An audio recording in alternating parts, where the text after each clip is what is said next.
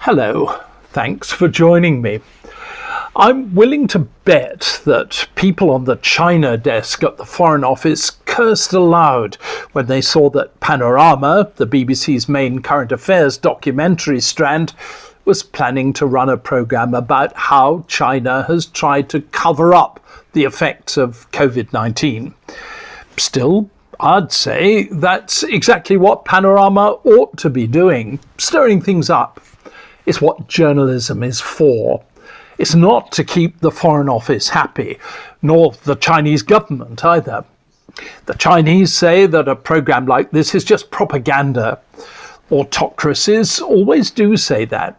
Their view is that broadcasting should be a branch of diplomacy, tamely pumping out the official version unchallenged.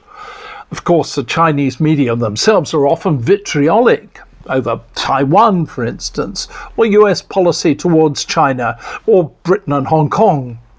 Broadcasting, in the Chinese view, exists to put the government's message across. We see things differently in the West, though, of course, just about every day I get furious messages on Twitter from people who are convinced that the BBC is just a tame, conservative mouthpiece. And at the precise same time, I get tweets from other people who say the BBC is undermining the government for its own evil left-wing purposes. It's actually quite funny. You might think the two sides would occasionally notice that both accusations can't be true simultaneously. So, what is the function of journalism in these difficult situations? Back in the mid-70s, I was made the BBC correspondent in South Africa at the height of apartheid. I knew the South African government loathed the BBC and was always looking for excuses to throw us out. So before I went, I asked the then head of BBC News for his advice. If you've got a good story, just go for it, he said. Don't even think about the consequences. If you do think about the consequences, that makes you a politician and not a journalist.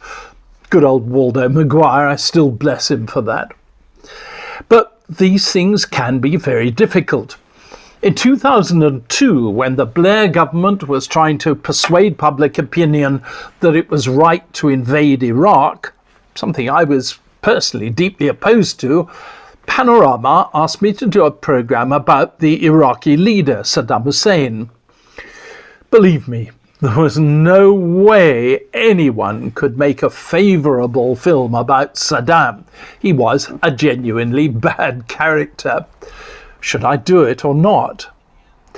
In the end, I decided that if I told the unvarnished truth about Saddam, as a good reporter should, then I'd be doing my duty by not worrying about the consequences. If I refused, that'd be a form of censorship. So I agreed. Not an easy decision. Saddam himself watched the programme and went ballistic. He told his officials to invite me to Baghdad so I could be dealt with when I got there.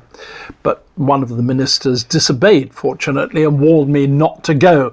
So I had to find another way of covering the Iraq invasion of 2003. And I nearly died anyway in a so-called friendly fire attack.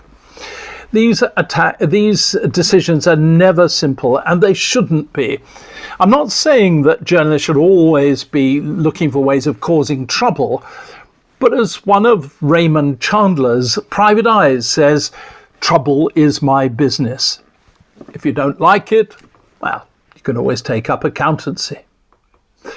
Thanks for listening. Hope to see you again soon.